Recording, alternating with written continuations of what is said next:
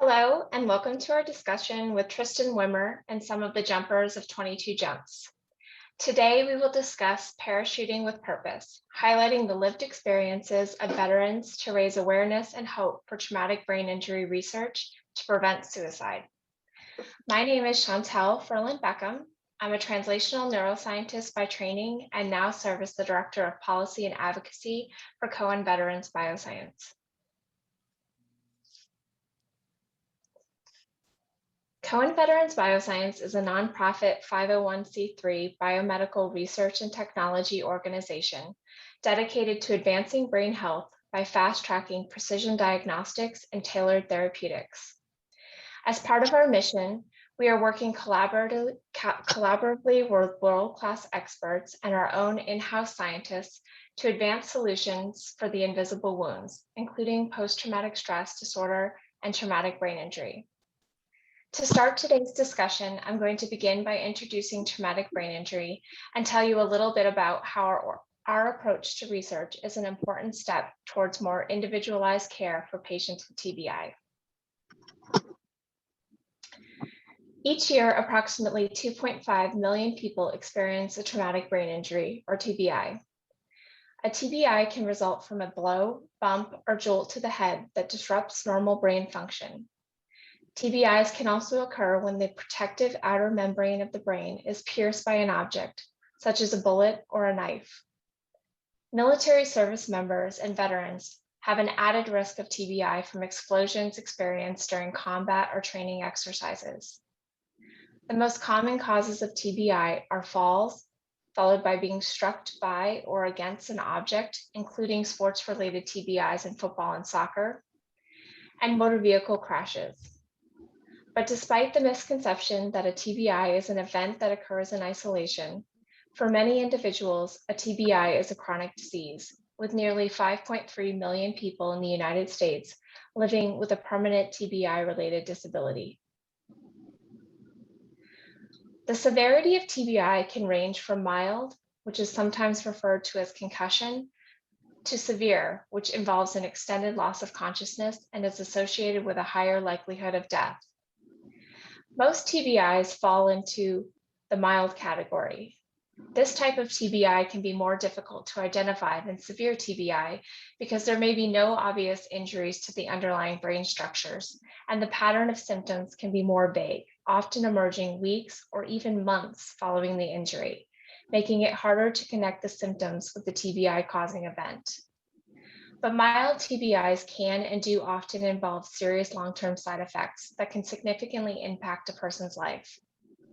What makes TBI more complex is that it can be difficult to predict which patients will go on to develop more severe long-term symptoms and which won't. In other words, two people with virtually identical injury patterns may face very different roads to recovery, with one showing no symptoms and requiring no care, and the other showing severe symptoms and a lifelong battle to recovery. So what are the symptoms of TBI?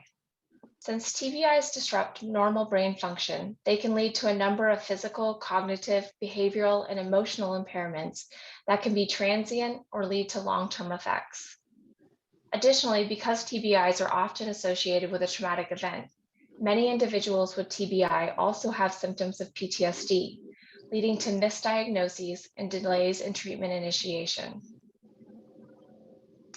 Most importantly, despite decades of promising research and more than 1.1 billion spent on clinical trials, we still have 0 FDA-approved treatments for TBI. It's clear that we need a strategy to advance the science faster. Active duty service members and veterans represent a unique population in the conversation on TBI. In the post-9/11 era, over 2.7 million individuals have been deployed to Iraq and Afghanistan, many of them multiple times and across extended periods. Combat stress is an expected experience for most of these brave warriors, but it can also increase the likelihood that they will come home and face a new challenge from the invisible wounds of war.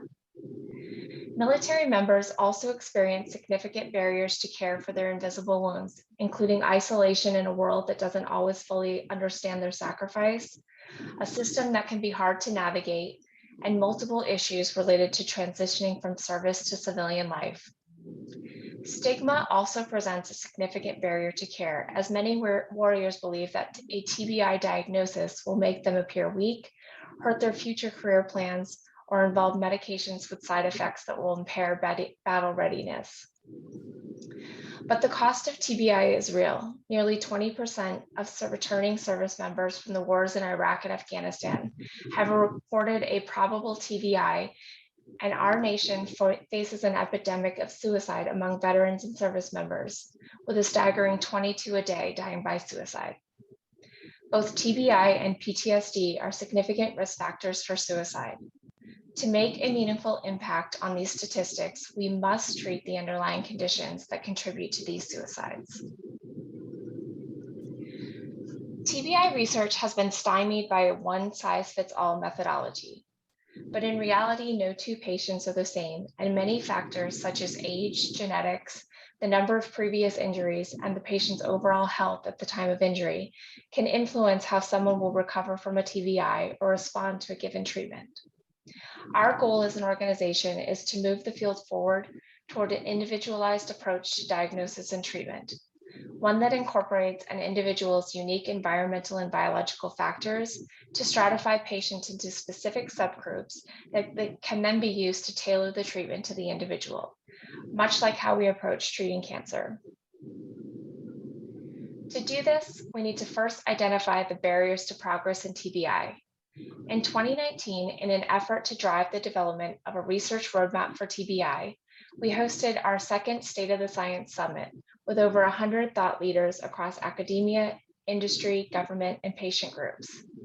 The goal was to define TBI beyond the typical classifications of mild, moderate, and severe, in order to identify current knowledge gaps in the causes and mechanisms of persistent TBI symptoms and accelerate progress towards new diagnostics and therapeutics for all sufferers of TBI.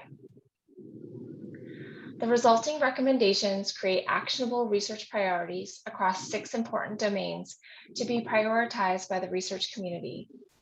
These recommendations will be outlined in a series of publicly available scientific publications, the first of which was published in April of this year. In early 2022, a public commenting period on the Brain Trauma Blueprint will open, which will allow us to gather further input on the identified gaps and recommendations, as well as serve as a platform to identify ongoing and potential collaborations to bridge the research gap. CVB has already begun work to overcome some of the identified gaps and will partner with additional organizations to ensure that research that will make a meaningful change for all of those with TBI is prioritized. As is the case with anything we do as an organization, we feel that it's important to keep in mind the real goal of our work, ensuring that patients and their families have a voice in the research. This is why it is vital that the real lived experiences of those with traumatic brain injury are heard, understood, and factored into everything that we do, and why we are proud to continue to support Tristan and 22 Jumps and bring you the stories behind this initiative to you today.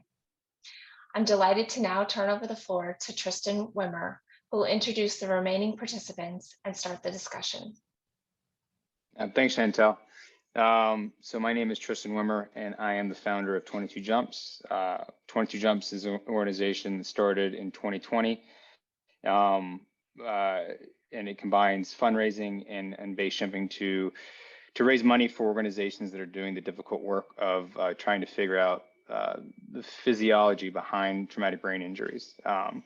There are not a lot of organizations out there that do that work, which is how I ended up finding and raising money for Cohen Veterans Bioscience. We've had a lot of growth over the last, 20 months. First year we raised about 17 grand. And although our third fundraising event this year was canceled due to COVID and logistical issues, we raised about 93 grand this year. We just got our tax exempt status from the state of Texas, and should be a lot more opportunities to mature as an organization going forward. So very, very excited about that. My pathway to creating 22 Jumps was was sort of witnessing my brother's deterioration in his mental health over about a decade. I was a Marine, I was an infantryman and a Scout sniper. And, you know, I really felt, I was, you know, when you're young and you can absorb, you have that elasticity, you know, you can absorb a lot of loss and absorb a lot of those sort of traumas, you know, big and small. And when you're in that sort of cultural environment where everybody's sort of experiencing, you know, varying degrees of the same thing, it's easy to kind of think that you're okay. And so I carried that around, and I was able to mask it with sort of being productive. That was sort of my benchmark for, you know, whether or not I was okay or not, was maintaining a high level of productivity. And was very fortunate that I didn't receive any big injuries when on my deployments. My brother wasn't so lucky. He was a recon Marine in 1st Recon Battalion and a MARSOC Marine and 1st MSOB, and he suffered a massive traumatic brain injury in Iraq in 2006.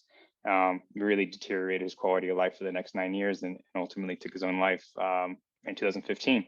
I was in Afghanistan working as a security contractor for the Department of State when I got the call, I started a journey of healing and dealing with sort of everything at the same time. And once I was on more stable footing, I wanted to figure out a way to appropriately honor my brother.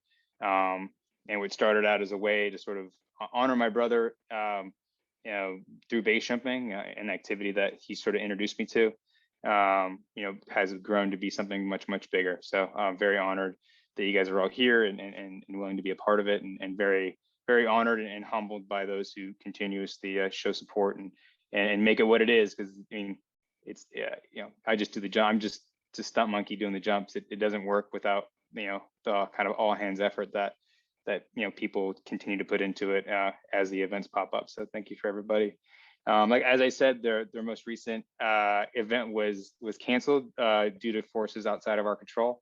But we're looking forward to Bridge Day 2022 to bring 22 jumps to Fayetteville and Bridge Day. So I'm just going to introduce these are the jumpers who would have been jumping for 22 jumps that day. So I'm just going to go down the line and sort of give a quick introduction, to introduce all of them. We have Pepe Campos. He was an infantryman in the Marine Corps, and he was a security contractor for the Department of State. He was also served as a sniper in both the Marine Corps and for the Department of State. We have Dusty Gebhardt. He was a Pathfinder in the Army, and he's still in the Army as a Golden Knight. Kind of a funny story. I didn't know he was a Golden Knight until after I asked him to be a part of 22 Jumps, and then I found out he was a Golden Knight. So it's kind of a cool package deal there. Brent Lake served in multiple deployments to Iraq and Afghanistan in 2nd Ranger Battalion. I have Mike Murphy. I believe you're an infantryman before you went to MSOB. I think we talked about that. I'm not sure, but anyway, he's a Marine Raider, currently still in active duty. Let me go down the line here. Like I said, it's being recorded and edited. So we have Marcus Ellison, Air Force veteran. Also the one, the only Marcus who does all the event planning, coordinating extraordinaire for Bridge Day. Very bummed it's not going to happen this year. Very excited for next year though. And then we have Eric Johnson. He did over 20 years in the Army as a surgeon, multiple deployments, very interesting story, and very happy to have him and everybody else here today.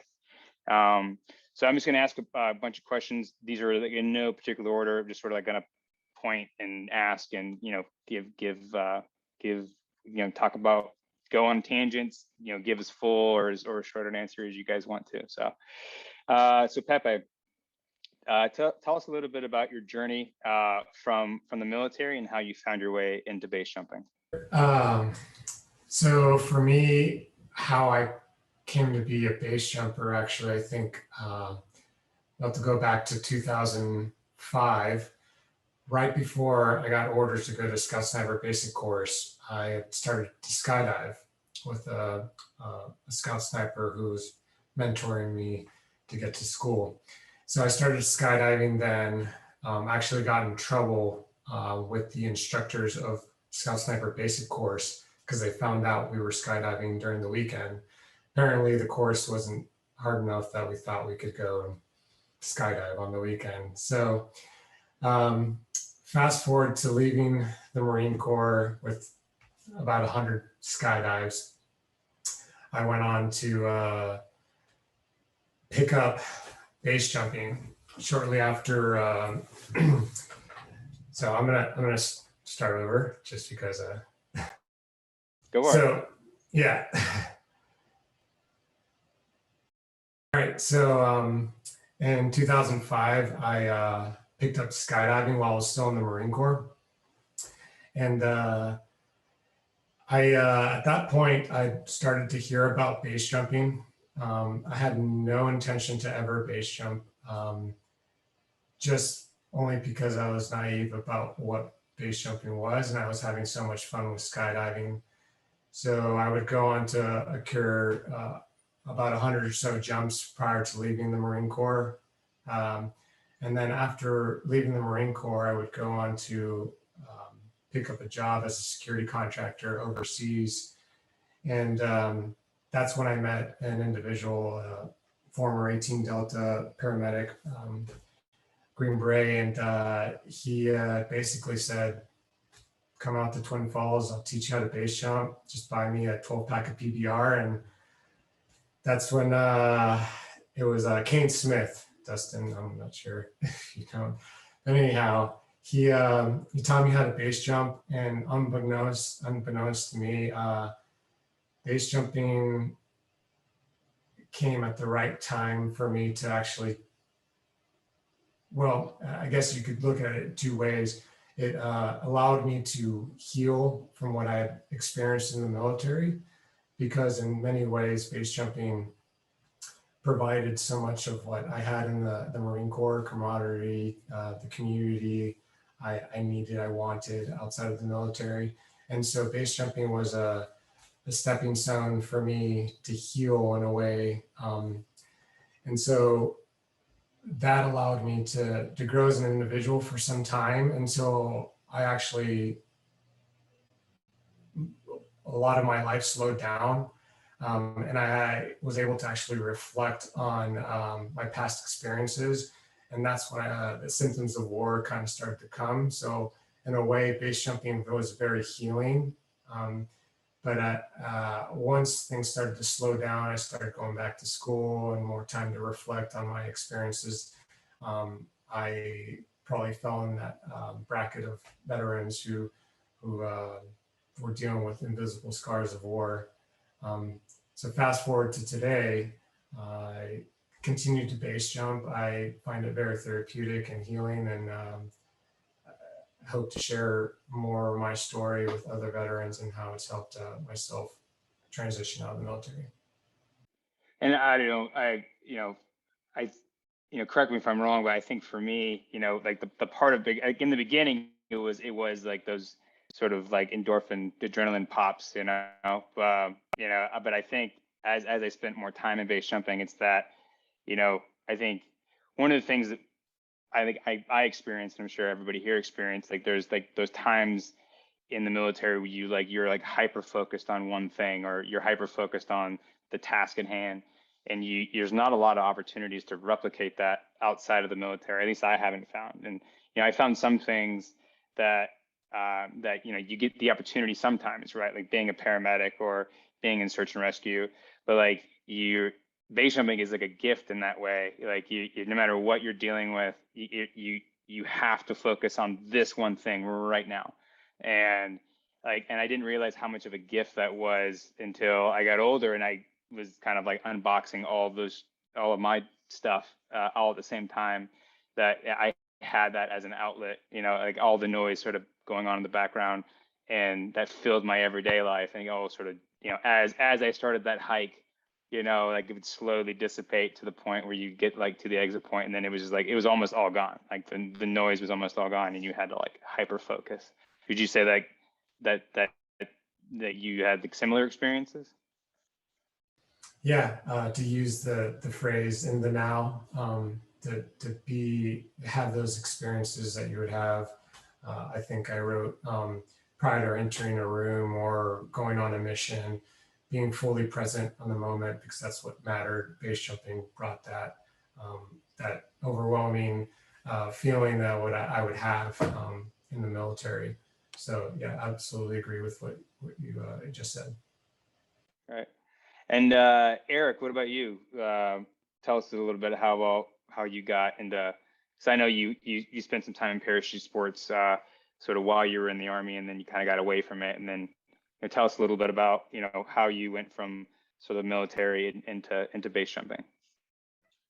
So I I started skydiving back in 1993, and actually a guy who's a really well-known base jumper, Joe Weber, he's been base jumping for years and years. He's the one that got me into skydiving. He and I were enlisted together, and I jumped a bunch, throughout the 90s. And then, obviously when I went back in the military as a surgical resident, your time's fairly limited. But I still did jump, skydive at that point. Once I got kind of more involved into the career and deployments and such, skydiving kind of got put on the back burner. And it was all work with very little play, and that actually I think is part of what damaged my psyche, because it was sort of like you had all this other stuff, but you never had the release. Until I joined, a special operations unit. I was invited to do that as a surgeon, and that was a lot more of an operational assignment. And then you get some of that release, that kind of in the now thing you guys were talking about. When I retired from the military, I started skydiving again, and then when I moved out to Ohio, I was jumping. When you're here in a new place and you're on your own, the best way to find friends is go to the drop zone, and you've got instant 30 friends. And I went out to the drop zone, met Adam Ganoom and Dave Priestley, and started hanging out with them, and they talked me into base jumping, which pissed my buddy Joe Weber off, because he'd been trying to talk me into it for like 20 years. And he's like, what, you meet these 30-year-old guys and you decide to go base jump with them, and you can't base jump with your old buddy? But first jump was actually at the New River, not from the bridge, but from Piney Creek. And then, kind of continued jumping from there. And met a bunch of you guys through that. And I would echo the sentiments that, a base jump more so than a skydive, forces you to be in that moment. And there is, let's face it, there is an adrenaline kick. And I thrive on that still. I mean, after almost 30 years of jumping, I need that fix. I got an addict in my family. My biological father was an addict, and that stuff's hereditary. And I don't turn to substances for that, but I'm clearly addicted to the adrenaline pop that you get from base jumping and skydiving. And if I don't get that pop, I get depressed. I've been diagnosed with depression. I take meds for it. The meds help, but I think for me, it's a sad fact, and I think loved ones don't want to hear it, but regular life is boring to me. And it doesn't mean I don't love it, and love everybody in it, but it just ends up, there are, the regular part of it is so monotonous. And the military probably had something to do with causing that. Maybe jumping for all these years led to it, but for better, for worse, that's where I am. And so, being a part of the base community and base jumping and interacting with those people that are doing it, that totally understand what you're doing and what you're talking about, is therapeutic in many ways. Since I appreciate that. Since you're the only surgeon in the room, I figured this is a pretty good follow-on question. In your opinion, do you think the general public has a good grasp of sort of the the scale of the problem in terms of like mental health issues, traumatic brain injuries within the military or in society in general? Or do you think that message is like, tough to get to, do you think it's a tough message to get through to people, or do you in your sort of, professional and sort of, casual anecdotal experience, do you think that there's a good understanding of it, or, and if there is, do you think there's enough, do you think there's the resources are out there that are needed to address it? Yeah, I mean, that's a great question. So I guess there's multiple parts to that. So number one, do I think the public is aware of it? I think they are aware of it. I think it's kind of sexy to be aware of it right now. It's kind of like, thank you for your service.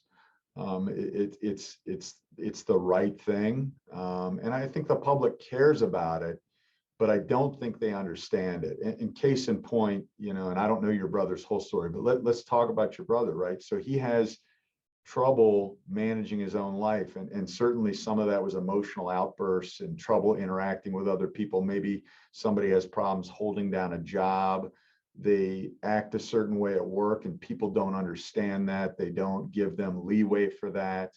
And so, yeah, people, I think, get it and maybe care about it. But when it comes to facing it and seeing it in front of them, do they understand it? No, they don't understand it. And they don't know how to deal with it. And they don't give you a pass for it with any understanding of what you've been through or what you've done. And I've lived that personally. And there are no resources.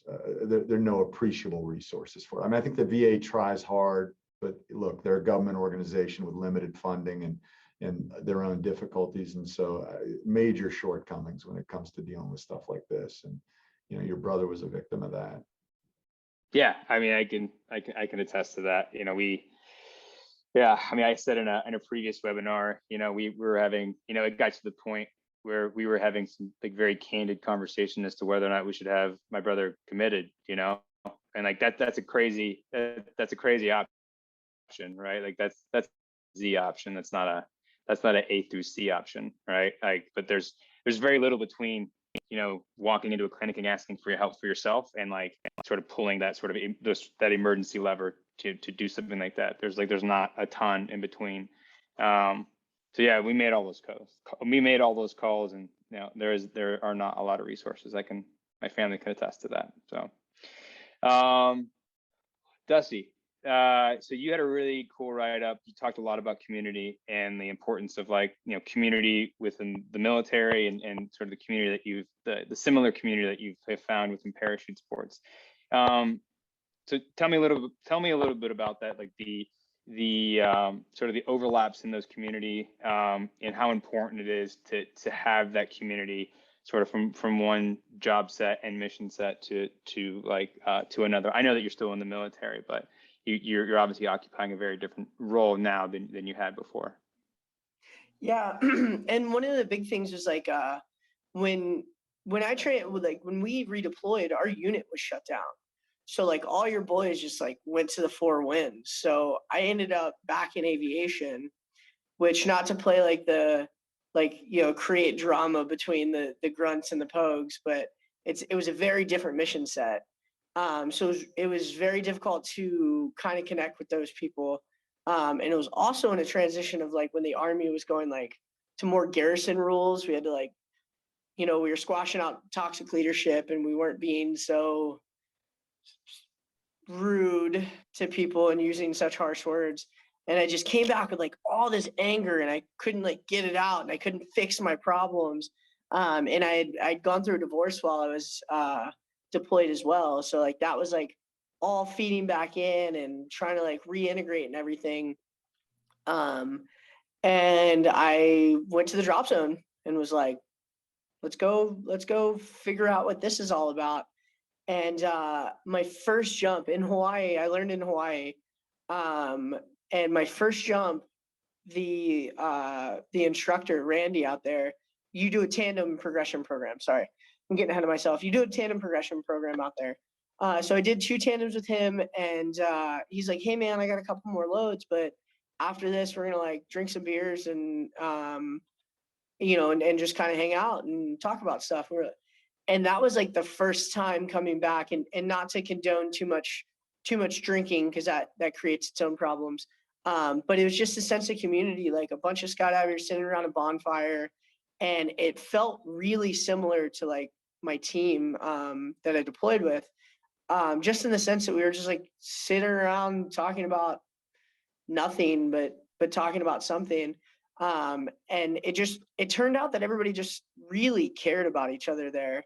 And just like on a team, like you can hate your buddy, but you still want him to be safe. You know what I mean? Like you can hate your gunner or somebody else that's on your fire team, but you want him to be safe.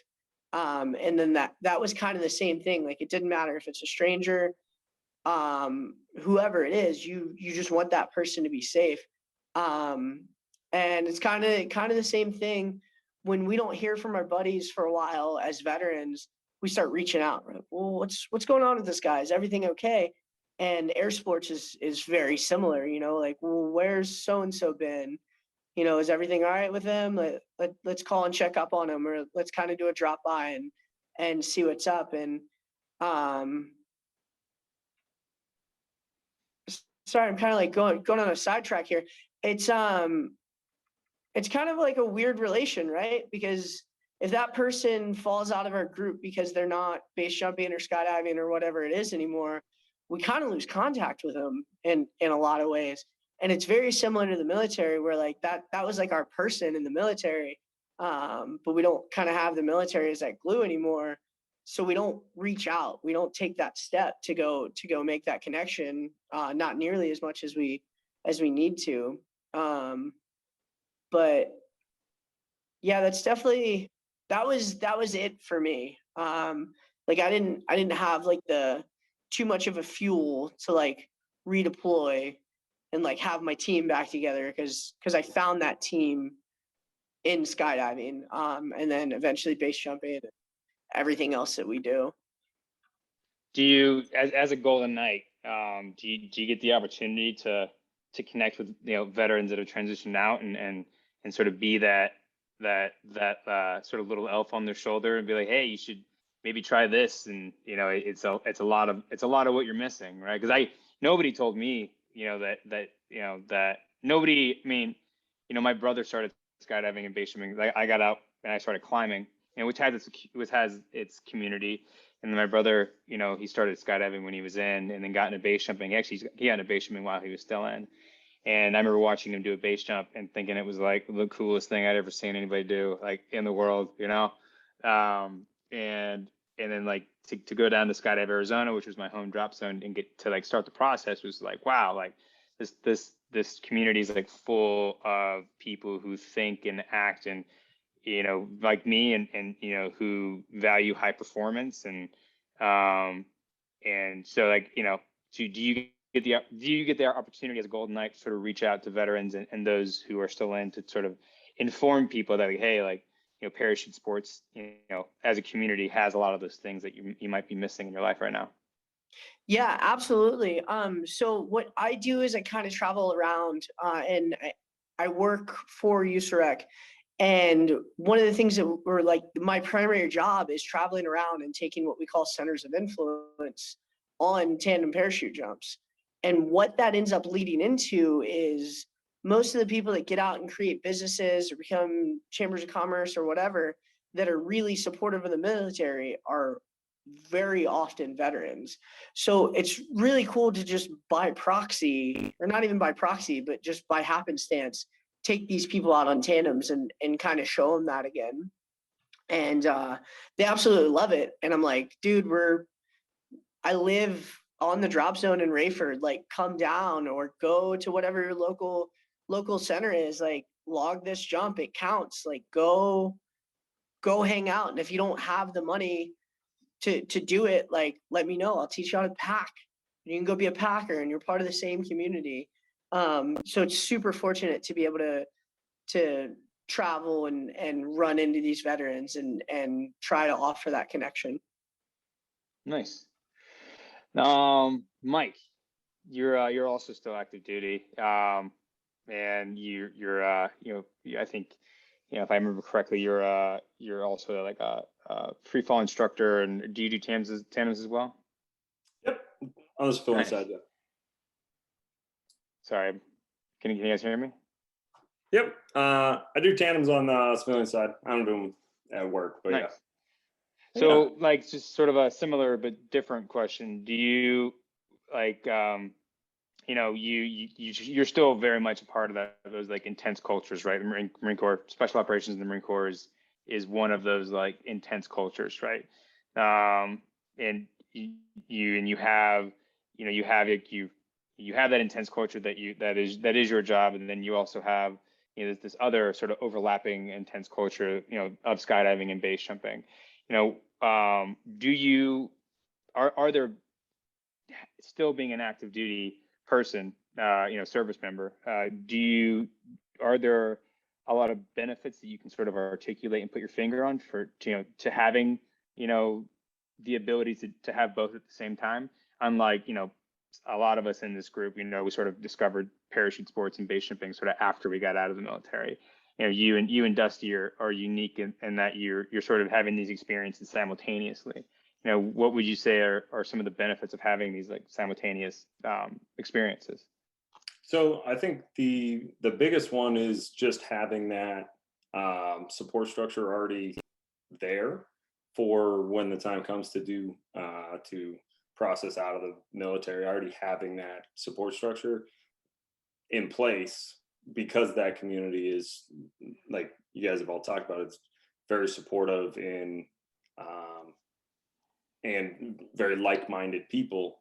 Already having that, so when hopefully there's not the drop-off of going from being in the military where you're surrounding yourself with those same people that all have the same ideas, and your sense of purpose is there for the military, and then as you transition out, not having that group and support structure. So hopefully being able to continue to lean on that support structure, whether it's from skydiving or the base jumping community, transitioning out and not having that fall off. So you're pretty safe to say that you would continue in parachute sports whenever you do exit the Marine Corps? Absolutely. Nice. Yeah, that's awesome. I'm a little envious in that way. I wish, I had found parachute sports before.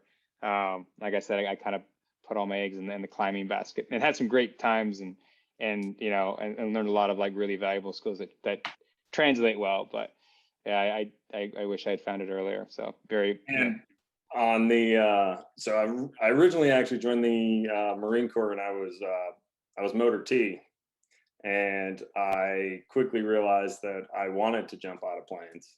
So I found the quickest route that I could to go do that, and that was where I took the MARSOC pipeline to then get into parachuting, and then obviously fell in love with it and wanted to continue to do it as much as I could. So that was my process through that. Nice, and thanks for sharing. Brent, how you doing, man? Are you okay to talk, or do you need to? Yeah, I'm good. I can talk. Okay. Yeah, just sort of just like, you know, open forum question, like, you know, do you think base jumping and parachute sports in general has helped you with your transition away from the military? You had sort of mentioned that earlier, but maybe expand on that a little bit. I think that base jumping really helps in the transition phase, because a lot of base jumping is very similar to like a mission set. So when we would go on a mission, you plan for your mission, you get all your gear ready, you pack up, and you plan what you're going to do. So wherever you're going to go jump, you check to see if the winds are right. Check to see if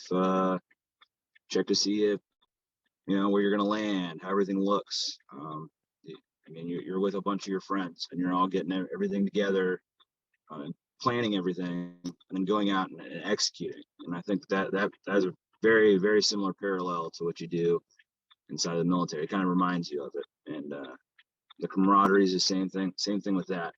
Base jumping, it helps you the transition because it's a community. It's a bunch of people that care about each other, and that matters.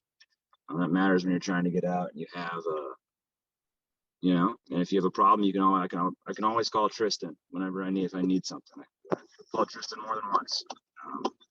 I'm like, hey, bud, I'm not doing good today. So, sorry. Called Tristan more than once and said, hey, not doing good today. Tristan's helped me out through more than one thing. Yeah, likewise. It's the same thing. It's a brotherhood, and there's a lot of parallels to what you do when you're inside the military. So I mean, Do you is the all your buddies that that you were kind of served with and were close with that had like a lot of overlapping parallel experiences, like do you tell them about sort of your experiences with parachute sports, and do you try to pull those guys into them, or do you still have those like strong connections with them that you can have those conversations? I have my one friend. He's actually in Texas as well. He just started parachuting 2 weeks ago. That's Brett Sims. Christian Bond. Christian Bond is one of my really good friends that I did a lot of stuff with. I told him about it. I actually stopped on one of our when we went to the Perrine last time. I had a layover in Texas, and I went and saw him. I hadn't seen him in a couple of years. It was really cool. I was like, hey, dude, you gotta go do this stuff. It's super awesome. It makes you kind of really reminds you of everything that you're doing, and really can bring you back. Because he calls me all the time as well, about stuff. I was like, hey, dude, this is one of the things that really can help you unpack a lot of the things that you had going on.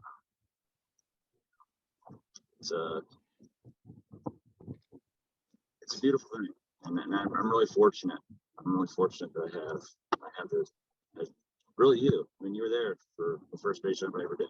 So I mean, it's like you're part of something really means a lot to me.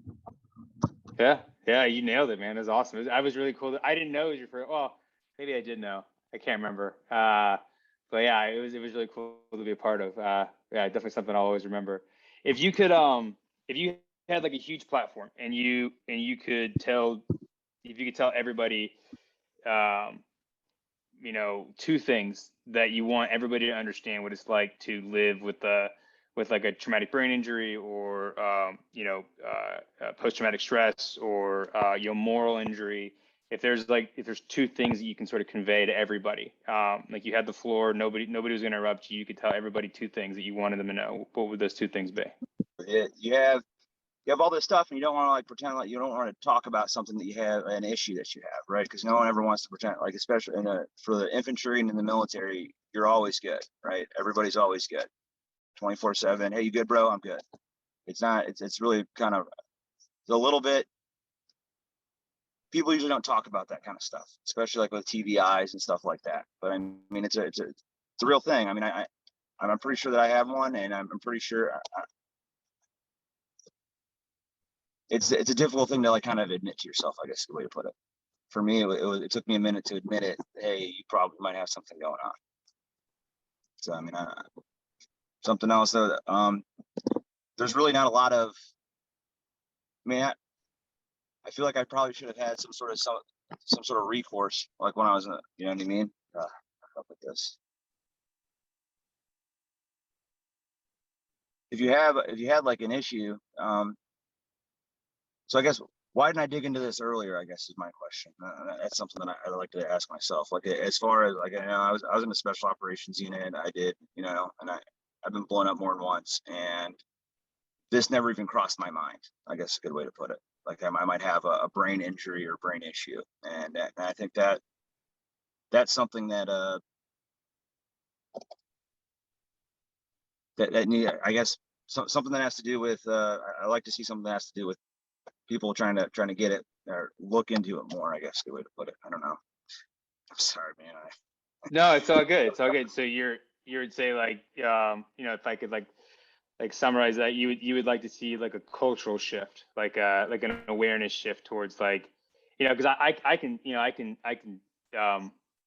empathize or I can sympathize like my brother, he hated all the labels. He didn't want any of the labels. He didn't want to be viewed as damaged. And so I think he felt like if he just ignored it and continued to like be a high performer, sort of like I used to, right? Like, then that was enough, right? Like, if you're still performing at a high level, then that's enough, but I think the tail end effects of that is being a high performer, but not actually addressing any of your day-to-day, like, being able to manage yourself. It's, it all compounds, and, your things just start to deteriorate your ability to sort of navigate social relationships and all that stuff, So, I mean, and I know for him that stigma of those labels was like something that he absolutely hated, and he just like absolutely refused to take part in anything, medication, counseling, anything, all the above, just because he didn't want to be labeled as something or another.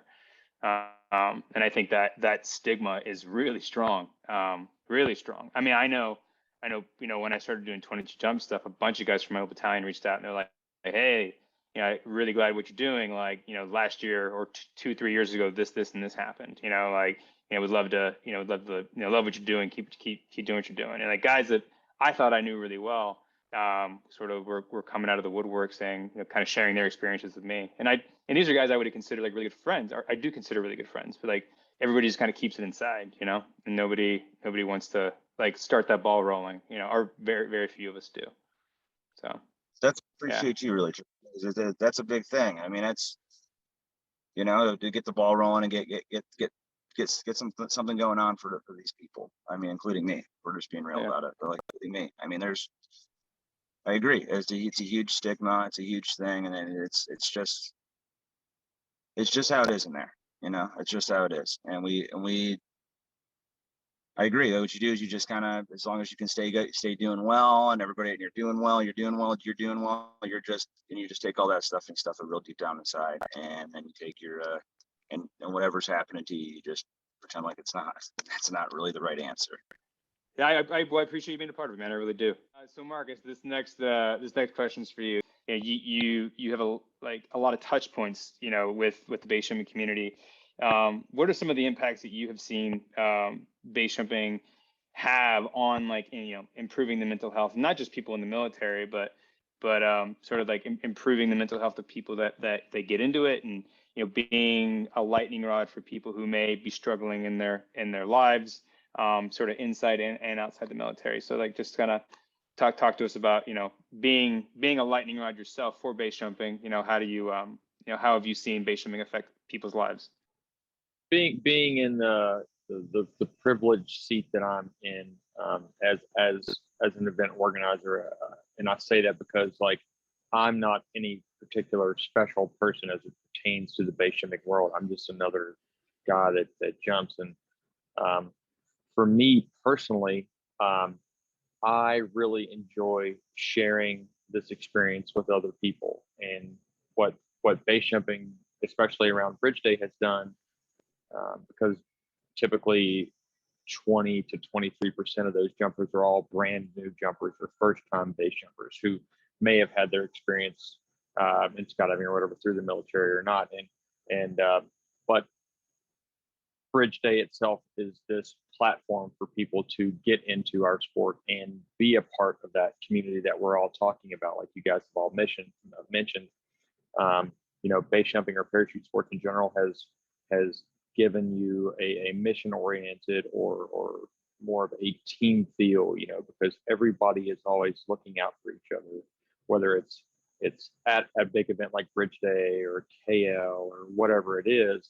Everybody's always looking out for each other, and everyone always seems to really care about each other. And that's the biggest thing that I have gotten back from parachute sports in general, is that that camaraderie and that personal care and that need to fulfill the mission, to get to the exit point, to make sure everybody gets off safely, or to walk off the exit, or whatever it may be.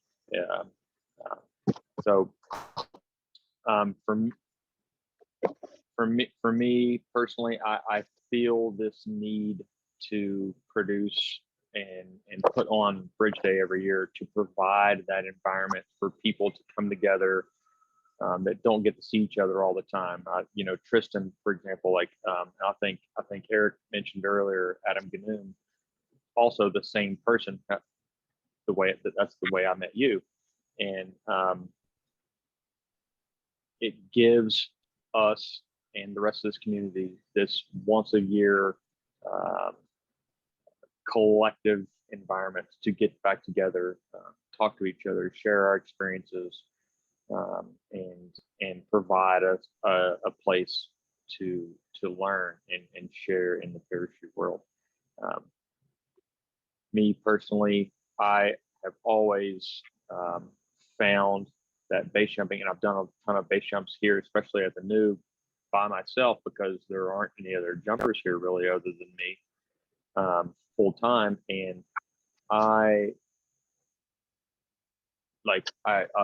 almost unilaterally don't enjoy those jumps anywhere near as much as when I'm with other people, and specifically veterans, because that is mostly what we all are. And so those experiences are always better when shared, much like a lot of other things in life. And I don't know if I would describe myself as a lightning rod in the world, but you know, I'm certainly at the forefront of a high profile base event. I don't know if that makes me any more qualified or anybody or whatever than anyone else, but well, I would say, you know, it always takes, somebody's always got to step up, right? Like nothing happens unless someone steps up. And I think sure. you stepped up, and so I think that makes you just as much of a lightning rod as anybody else. I mean, that's and I agree, man. I agree. You know, for me, you know, I'm from this area too. I grew up here in Fayetteville. I was born here, and so the first time I saw a base jumper, I was 5 years old in 1989 on Bridge Day, and that's cool. Bridge Day also coincides very closely to my birthday every year. And so I've always really loved this time of year, this event, and what it means to the local community here, and how it, you know, not only does it bring jumpers together, but it also brings this entire area together for a singular purpose. It's been happening, you know, this year would have been the 43rd year that Bridge Day is happening. And that's one of the things I enjoy most about it, is how it brings an entire community of people from all different walks of life together for a common purpose. And I think that runs a lot of parallels just within the base and skydiving community itself. Like, it allowed that this is a mechanism for us all to come together, sharing these experiences, and provide support for each other, and just be a good, well-rounded, loving and giving community. And base jumping has given me so much in my life as for an outlet. I played a lot of team sports when I was growing up, and then after high school and all that stuff goes away. And then obviously my military time, it's the same sort of thing. And this allows me to give back to my community and to the other jumpers in a way that I don't know that I can accurately describe. I feel very fortunate to be in the position that I'm in, and I hope other people see that too, and want to give back to their community in similar ways. So for me, it's a matter of leading by example, and showing that I care about others, and getting everybody through the mission, and to share in the world of flight is special to me. So that's I can attest that putting on, I mean, not as much as you, but I helped 2 years ago with putting on Bridge Day, and I can attest that it is no small feat. So, and it's a great event, and really, I think I speak for everybody. I really appreciate you stepping up to take over the organization of that. Yeah, it's a big mission, and often I feel as if I'm falling short in a lot of ways, and I hope because it is such a high profile event, like I want to create this environment that everybody's going to enjoy and remember, sort of look at as a piece of base history and camaraderie, and a place where we can all come together and do this thing jointly. And I hope that I do that. So it's what I strive for. Now, for someone who, again, like who base jumping is an important part of not only my life, but like, my transition through some of the darkest parts of my life. I really appreciate you stepping up to do that. And, if you're falling short, it's not obvious. I think you're doing a bang up job, man. Anybody, feel free to answer. Hopefully it goes around the horn. You guys kind of a quick answer to this. But what do you see as the most important, some of the most important developments or innovations that could be developed to improve, your lives or the lives of others who, in terms of like mental health, traumatic brain injury management, what are some of the things that you think are lacking currently that you would like to see either implemented from like a policy perspective or an operations perspective or an innovation? And we'll start with Pepe. I'm just going to go ahead. I think it's important. I thought about this a lot last night. I'm going to take a snippet from Cohen Veteran Biosciences, and that's fast tracking precision diagnostics. Because I think if we can come up with earlier detection of TBIs and the public and veterans, and put that resource and tool in medics, surgeons, battalion surgeons to identify that and make, then I think all the other just as important stuff come afterwards. But I think having those early detection, better tools to detect TBIs, and then putting that into the medical professionals in the civilian world and in the military, I think is important and is an important next step for what we're trying to accomplish. So I think that the most valuable part of this, I certainly appreciate the approach that CVB and 22 Jumps is taking from the standpoint that as not just trying to medicate people in the traditional sense, and that we're all looking for alternative ways to deal with these problems. They persist not only in the world of veterans, but outside that as well. I'm from a place in southern West Virginia where, poverty and the sort of coming then leaving of the coal mine industry has left this place in sort of a ruined area, and there's a lot of substance abuse here and similar problems that we see in the veteran world, where oftentimes the answer is pharmaceuticals, and we all know that those things all lead to similar and also very destructive endings in other worlds. And I appreciate the fact that people, and specifically smart people, like Chantrell and Harmon here are looking into alternative ways to deal with the physiological responses of these injuries and things in the real world, and other therapeutic outlets for these people, because it's not as simple as just feeding somebody a prescription and putting them in the corner and they're going to be okay. So I appreciate that approach from this organization, and I'm sure there are others out there like it that are doing similar things. And that's what I see as the most beneficial part of this approach to helping people heal and giving people an outlet and another sort of team-oriented, mission-oriented, family-oriented, if you will, approach to this, where we're all looking out for each other and we all want everybody to succeed in the end. And it gives me encouragement to know that there are smart people out here trying to figure these things out and giving people and other options other than just to eat pills. And yeah, that's about as simply as I can put it. Nice, appreciate it. What about you, Dusty? We pay lots of taxes, and we pay for a lot of nonsensical things with our tax dollars. And an organization like this is fixing a problem that I don't want to say that the military caused, because they didn't cause TBIs as a whole, or a misunderstanding, but the TBIs throughout the veteran community are insane, with little to no plan on treatment or understanding.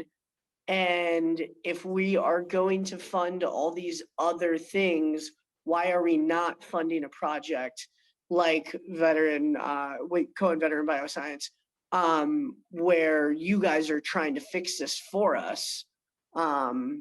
If the military and the government was willing to create or subject us to this problem, who do we need to talk to about getting more funding for this program?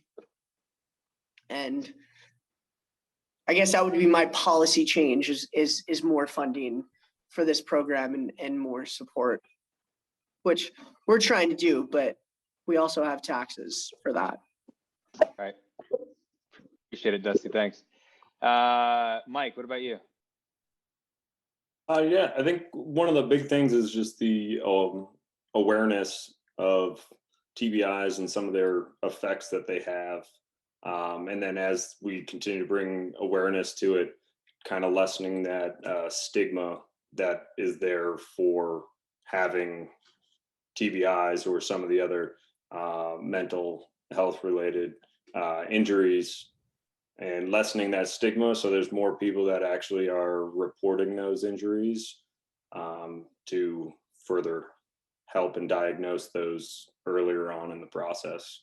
So I think the biggest thing for me would be just continuing to raise awareness and take away some of that, the stigma that comes with some of the brain injuries.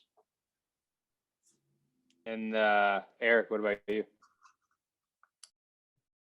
Yeah, there's two things that I would actually like to see. And so, as a surgeon, I can tell you, when it comes to disease, people like to see it and they like to be able to classify it. And if you can see it and classify it, then you'll get support for treating it. And so, there's ways to do functional brain scanning and such. And I'd like to see more research into like SPECT scanning of people with known TBIs in the military versus controls. So maybe we have a better way of classifying at least severity of injury and symptoms that come with that. I think that would be helpful. And then the other thing, you guys will laugh when I say this, but I'm a big believer in some of the research that's out there about the use of like microdosing psilocybin and LSD in the treatment of people with PTSD and TBI. And I think there's really something there. And there's a huge stigma around those drugs, because of recreational use, but I really do believe there's something there. And I'd like to see more research in that arena. I'm not going to laugh, Eric. I agree wholeheartedly. What about me too, my what friend. about you, Brent? What about you, Brent? I agree. I agree on, just to piggyback on what he said, that I agree with the MDMA helped me out a lot. As far as me goes, I unpack a lot of things. I'm not gonna lie about it. I took MDMA and I unpack a lot of things that went on for me. I could just tell everybody about everything that had happened. And I think that there is a stigma, and I think there whatever is behind it. And I think that there's something going on there. I think you hit a really good point. What I'd like to see different is I'd just like to see how just figure out a way to make so when people have it, they know they have it. I don't know how else to say it. I mean, awareness, all those things are. Like I said, I don't know. I think that I have one, and I never really thought about it until today. So what does that tell you? I think that's a really big thing. I think that would be a good thing to push into the mean, awareness and, you know, the testing of whatever it does. Because I think a lot of people are just kind of flying by the seat of their pants, like, right? We're all just kind of trying to move through what we got. And then we kind of find other people that kind of have the same things going on. And then we help each other out. And I think it's a really good thing that we have somebody who's, like Marcus said, really smart people, smarter than me, are out there trying to figure out something that's actually gonna benefit us. And I think that's benefit everybody who has TBI. So. Do you think it's fair to say that if the testing and diagnostics were in a place today where, you know, they could say, you know, hey, Brent, you just were exposed to X, Y, and Z, and you have a traumatic brain injury, and people had that knowledge and were empowered by that knowledge, free from any punitive blowback from advancement or going to schools or free from, you know, stigma from their own communities? Do you think that a lot of people would still be here that maybe aren't? I absolutely do. I 100% do. I think that there's a lot of things that go on where people don't, you know, you think of yourself because it's your brain, right? I mean, you live yourself every day. Every day you're yourself. You're not somebody else. So if you have, you know, if I know that, then I can look for those symptoms and be like, oh no, that's something that, you know, that's new, or something that kind of pushes you in a direction, as opposed to just, you know, you just think for yourself. I think there's a lot of, yes, I've had multiple people that I know that I think that they would still be here if A, they knew that they had, and B, they somehow they treated it, you know. I mean, Yeah, I agree. I think my brother would be here for sure. I think my buddy Day would be here. I think my buddy Simsy, one of my best friends, battalion, same thing. He got rocked, and now his leg doesn't work right anymore, and and he tried to do the same thing more than once. I've been called multiple times, you know, by like his wife and whatnot. He went out here to go do this, and this is where he usually goes. You know, my ex-wife actually went to his house because his wife called me, and when he went to go walk into it, the police were walking in, and we thought that something really bad had happened, like he had, you know, done the. Tell you, like, he killed himself, but it turns out he just was attempting to, you know. So I mean, I think he has one as well. So I mean, it's one of those things where it doesn't get tested. It does. I mean, I don't know how it works, but I mean, I know that when I was in 7 years ago, it didn't get tested, and we didn't really push into it. I mean, it's just, you got blown up, and that's just what happens. And if you tell everybody that you got blown up and everything's all messed up, then you don't go out anymore. You don't do anything. So I mean, I think if people would, I really do think I think more people would be alive. And I think that, so really what they're doing is saving lives every day. And I say this a million times, but I really appreciate you and I appreciate them, because it's affected me, you know, it's affected my friend, it's affected everybody that I know around me. And it's time to kind of push into it. I think it's time to try to save some lives, save some people. Yeah, I agree, man. Wise words. Well, I really appreciate everybody participating. These would have been the jumpers, or are the jumpers for Bridge Day 2021. You know, again, like that event unfortunately got canceled for reasons that are outside of our control. But I'm going to try and keep this group together for as much of people who I can keep together for future events, and in Bridge Day 2022 in particular. So, yeah, I just want to thank Cohen Veterans Bioscience for putting this on, and for continuing to be the ones who are doing the tough work of figuring out, you know, the physiology behind traumatic brain injuries. So, thank you all for participating, and looking forward to seeing all you. And I'll just echo what Tristan said. You know, thank you guys so much. It's I can't begin to describe how beneficial it is for the community to understand your stories and to hear what it's really like to live with a TBI and to deal with all the chronic effects. It's important for advocacy. It's important for researchers. So we appreciate that you take the time and really tell your story and help break down the doors of stigma. So thank you. Love you guys. Yeah, love you guys. Take it easy. Love you guys too, man. Love you, fellas.